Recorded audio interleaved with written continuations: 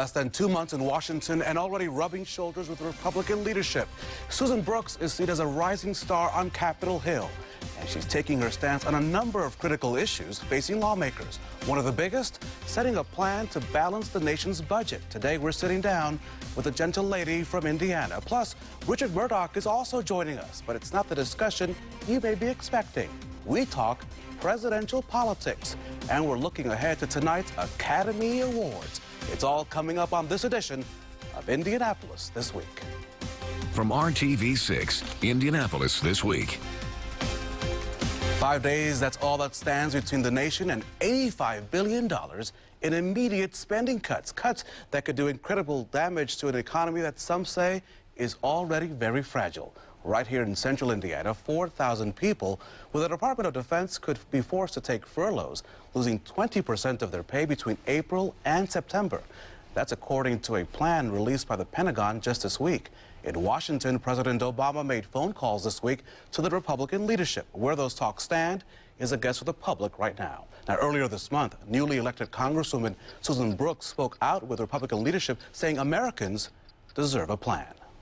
Americans like to plan. Like the Super Bowl this past weekend, athletes, coaches have plans. Families have plans, whether it is a retirement plan, a health plan, whether it is an education plan for their families. Businesses have strategic plans. They have business plans. But right now, our country does not have a plan, and America deserves a plan. This morning, we'll talk about that plan, and joining us now is Congresswoman Susan Brooks. She represents the 5th District, replacing the longtime serving Republican Dan Burton. The Congresswoman served as Deputy Mayor of Indianapolis under Steve Goldsmith's administration, and she was appointed as U.S. Attorney for the Southern District of Indiana by President George W. Bush. Congresswoman, thank you for joining us this morning. Hello, Raphael. So glad to be here. Good to have you here. Let's talk about the big issue facing the nation, this issue of sequestration. Will there be a deal before Friday?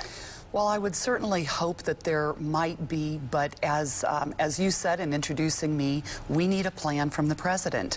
And we passed in this House a require a plan, which essentially is just asking the president, tell us when you can balance the budget, or tell us if you can balance it in 10 years. And if you can't balance it in 10 years, then tell us when you can balance it. We just know that our fiscal ship is not in order in this country. We're close to $17 trillion in debt. And in order to get out of that debt, that we're going to be passing on to the next generation, we must have a plan.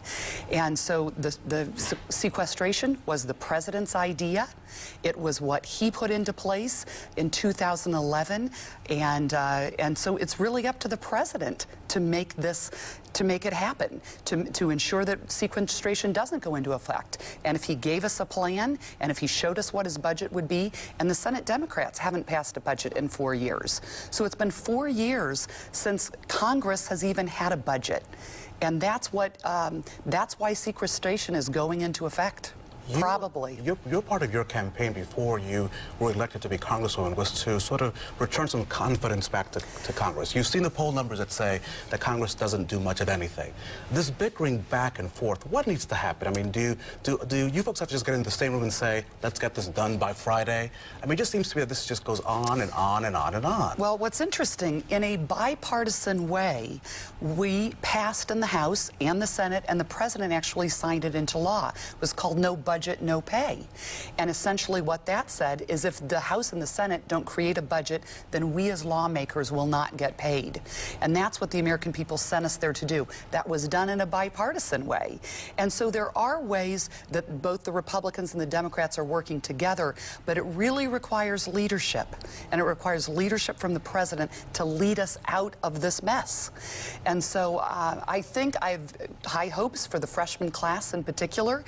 The Republicans and the Democrats in the freshman class, and I believe that we will be working together and will work together hard in this 113th Congress. We can't afford the sequestration, right? I mean, at the end of the day, no matter what happens, if the folks in Washington, and I put that in the entire umbrella of the president and Congress, if something doesn't get done, it could hurt all of us. It could hurt all of us, but again, I believe it comes with the leadership at the highest level, and that comes from the president. And so the president must give us a plan. The president must lead and must be held accountable. And it was his idea to have these across-the-board harmful cuts. The House has actually passed two separate laws that gave other ideas of how we can reduce our deficit and how these cuts could be implemented. But that never made it out past the House. And so it really is up to the president and to the Senate Democrats to lead and to find a way past this sequester. You gave the GOP address during the Super Bowl. You are seen now as a rising star. What do you make of that? Is that a position where you use your influence to say, hey, Congress people, get it together, I've come to Washington? How do you use that power? Or is it power? Well, I would say it's very humbling to be called upon to give the weekly address. And in fact, I spoke on the weekly address, as you heard, about the budget and having the need to have a budget and to have a plan. And that's what I ran on. I ran on the economy and jobs and making sure that there are jobs for young people and for older people who've been laid off from their jobs. As you know, I was at Ivy Tech Community College during the recession the last 5 years, and so I saw the number of people that have gone back to school. We have to have the strongest economy in the world. We're in a global competition for jobs, and right now, Washington is impeding that. They are stopping us from being the world leader in many areas. But when you say Washington, now you know that you are part of that process. That's absolutely right. Does that make it kind of, when you think about that and say, now they're lumping me in with the rest of those low poll numbers, how do you change then the attitude and all that? Well, and it's actually fairly hard to do. You have to find ways that you can work together, that you can find people within our own party that agree on principles to advance and move us forward, but then also find people from, I understand what it means by reaching across the aisle. There is an aisle, you know, there, you know, are you finding people, though, there, Congresswoman? Are there Democrats who want to even talk to you? I mean, Again, I would say it's the freshmen, and it's maybe in part because we are so new, but we've gone through orientation together. We've been to some conferences together. We have seen what a dire circumstance the country is facing with respect to, you know, Medicare and Social Security and the need to reform and save those systems. They have heard it, and there are a number of very business-minded people in the Democrat Party who I believe are hearing this message. So the Republicans, a number of us have come together with Democrats and have formed a United Solutions Caucus, and I hope we can, with the Democrats, Jackie Walorski, Luke Messer, and I, all freshmen from Indiana, have joined this caucus, and so we hope to have that dialogue and get some things done. In our last 30 seconds, how do you want your constituents to judge you at the end of the 2 years? On what issues will you come back to the district and say, look, I did my job, I try to do my job, judge me on these issues? Well, I think we started it by passing no budget, no pay. I think I've also been asked to serve on the Ethics Committee by the Speaker of Congress, and so I want to restore that trust in Congress and restore confidence in the body of Congress, and so ensuring that they are following the rules and the rules of ethics, and so that is one thing. But I also know that all the votes that I'm taking will be focused on jobs for people in the 5th District and making sure that whatever laws we are passing are not hurting jobs. They are helping to create jobs and make us the most vibrant economy in the world. And so those are the things that I hope to focus on, and that I worked hard on behalf of constituents when they had issues with federal government, that my office got back to them, that we worked with them and tried to resolve those issues. Congresswoman Susan Brooks, 5th District, thank you so much. Thank you, Raphael. Will you come back? I would love to. Well, thanks. And we'll hold you to that. Thank you for joining us. Thank you very much. We do appreciate that. A lot of Hoosiers want to know, are we getting the 10% income tax break that Governor Pence promised us? It's a fight that's been playing out in the State House this week. After the break, our political insiders are weighing in on what they think is going to happen to your paycheck. Joining us now are two of our political insiders, Lara Beck, a Democrat, and Abdul Hakim Shabbat, editor of IndyPolitics.org. We would have thought that at the State House, with a supermajority, that the governor would be having a great old time, but he's getting already resistance from his own party. He is getting resistance from his own party. You guys don't seem animated by this. You seem bored already. Well, I'm going to let my good friend go first before I step in with the facts. I said I feel like we're talking about the smoking ban. I mean, it just continues to come up and up and up. I mean, he is getting resistance from his own party, but I think that this isn't surprising when you have a powerful Speaker of the House like Brian Bosma. The House Republicans have essentially said this is a question of priorities, and for Governor Pence, it does put him in a tough position because this is what he campaigned on. If you watched any ad, if you saw the red truck, I mean, he basically had 10% tax cut, you know, onto that truck. So this makes it really tough for him when this is the centerpiece of your campaign and your own party, who you can't lash out at and blame publicly, is pushing it back. It's not necessarily a pushback. It's more of a let's wait till April, because in April we'll have the revenue forecast, and then Indiana will know for sure whether they can afford the Pence tax cut. And by the way, there is a tax cut in the Republican proposal. It is an inheritance tax cut, which stops people from closing up their businesses and moving to places like Florida where there is no inheritance income tax. So there is a tax cut, and there's also more money for roads, more money for schools. You know, we have at least a 12.5% surplus. So if the fight in Indiana is how much we will cut taxes when you drive 2 hours in any direction on to Illinois, Ohio, Michigan, Kentucky, this is not necessarily a bad problem to have. I'm just surprised that it's so public, because usually when you have the party in power, right? Let's be clear. They talk about this behind closed doors. They hug, they kiss, they make up. This has not become a news issue. I think that's a good point. Does it? I don't know. Yeah, I think it's a good point. I think when you have, usually in a governor's first year, if you have the same party that is in the legislative state house, they're going to give you pretty much what you want in that first year. And I would think that because Governor Pence ran on this, that they would want to help him fulfill that promise, and that they're not, and it's public. It does speak to a little bit of dissent and maybe some ongoing discussions that we're not privy to, but still, I think it's really interesting. No, but the governor is getting most of what he wants. If you look at the governor's roadmap for Indiana, look at all the bills that his roadmap fall under, he's getting like 60-70% of all found a home. So his agenda is moving forward in the Indiana General Assembly. Right. And this back and forth is not new. When Governor Daniels first came in, he wanted a 1% increase in the income tax, maybe more than $100,000. House Republicans said no.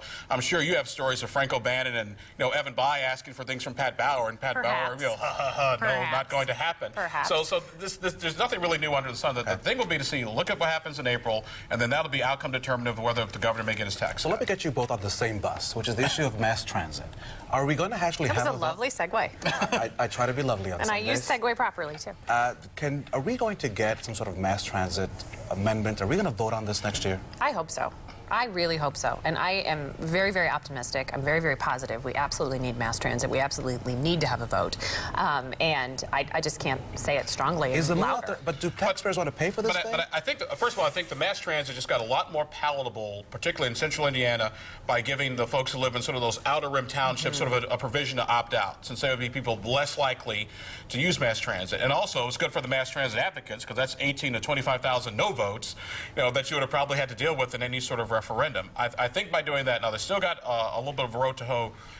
It passed out of House Ways and Means Committee 20-2. It'll probably get out of the House. The Senate will be tougher, particularly with some of those Marion County, Hamilton, Donut County folks. But as long as you just kind of carve out those folks on the outer rim and let people have the referendum, I think mass transit actually has a pretty good shot. But is there a mood to spend money? Are people really going to say, yes, I want to spend the $1 billion+ it will cost for this to come to life? Well, let's look at it this way. I think you spend a little to get a lot.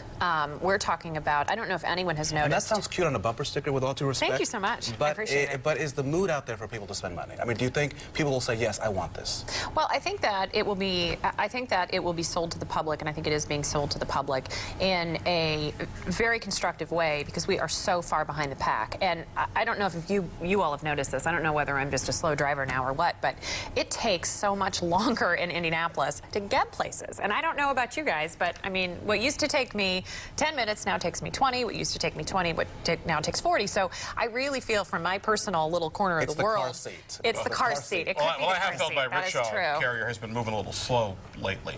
I mean, no. I mean, but all due honesty, I mean, will mass transit fly? Did you just say rickshaw? Yes, I did just say rickshaw. Say whatever I want, at least once on television. No, I mean, the thing to keep in mind is, particularly with people who pay for a tax increase, the hard sell for mass transit advocates will admit no mass transit system anywhere in this country, except for maybe like 4, operationally pay for themselves. But it's what you don't have to pay for. Grandma can get to the doctor, people can get to work, we're not spending the money, have to widen the roads, and that's the way you sell mass transit. We only have 10 seconds left, and since you mentioned horse and buggy, will Lincoln be the big Oscar winner tonight? I hope. Argo. There you have it. They picked the big winners. We did. We'll check in the next week. Here we are. Whoever wins gets the horse and buggy. Can't wait. We have a couple more people to weigh in on tonight's Oscar festivities.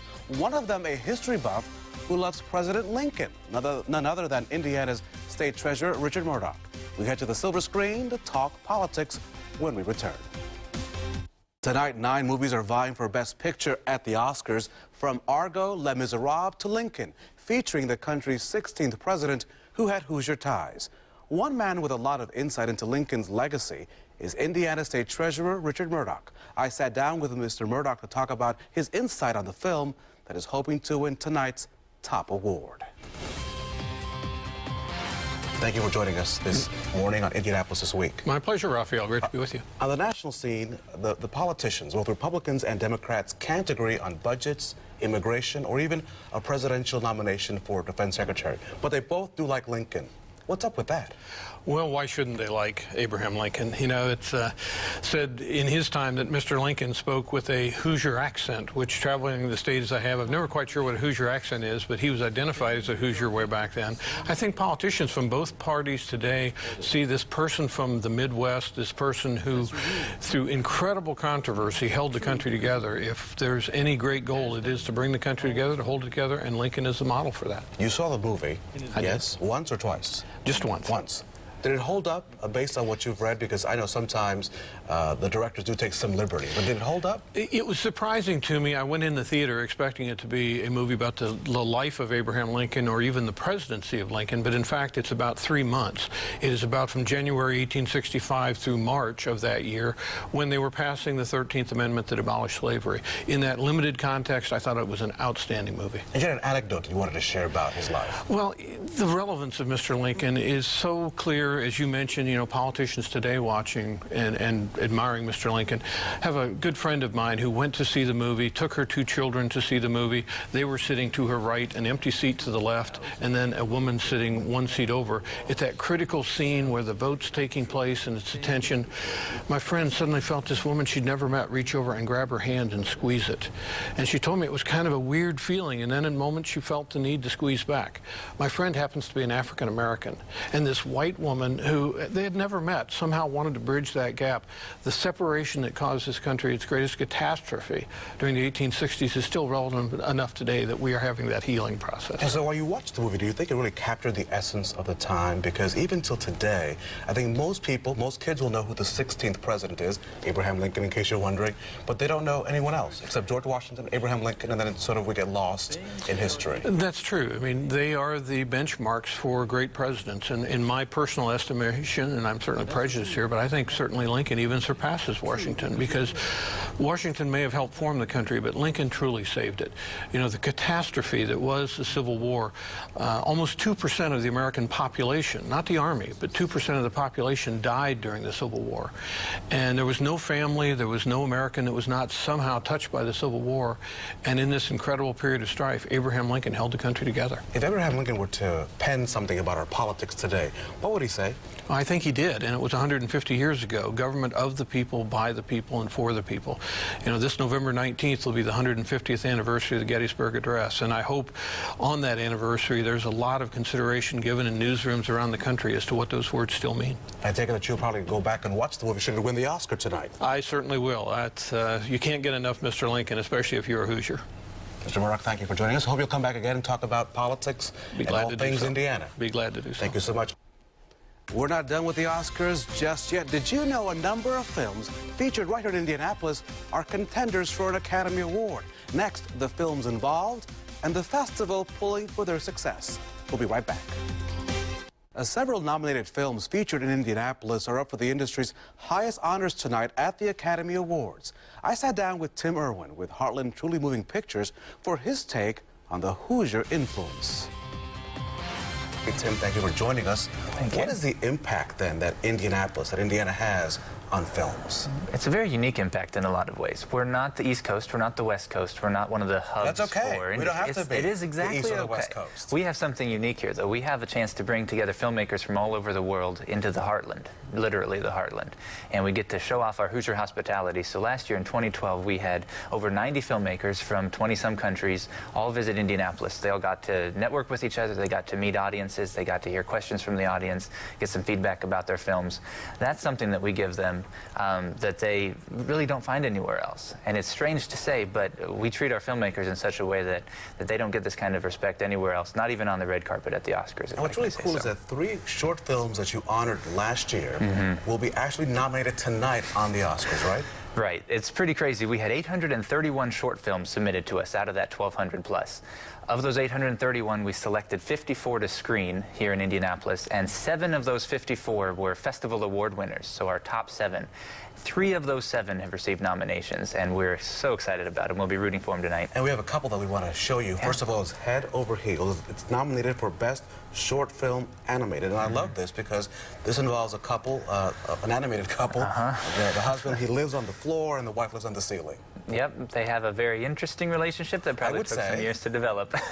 And it's just a beautifully insightful piece. A young filmmaker, I think he was 24 or so when he completed the film, and just his knowledge of humanity is immense, and his technical expertise when he crafted this film is just incredible. Let's get quickly to the other 2. The Bukashi Boys, Best Short Film Live Action. Yeah, Buskashi Boys is set in Afghanistan. It was made with a variety of groups there, a filmmaking collective in Afghanistan made up of American and Afghan filmmakers. And it centers on 2 young boys who want to be Buskashi heroes, which is the national sport of Afghanistan. And so it sort of follows their life in a very authentic setting. And the last one is Inocente, which is nominated for Best Documentary Short.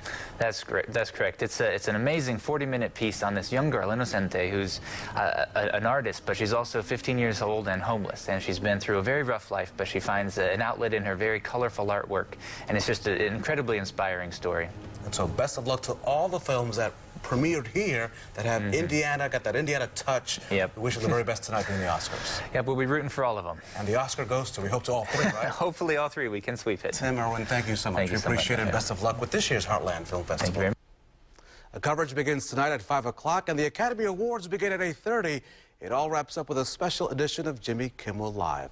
That's it for this edition of Indianapolis This Week. Thanks for joining us. Enjoy the Oscars tonight.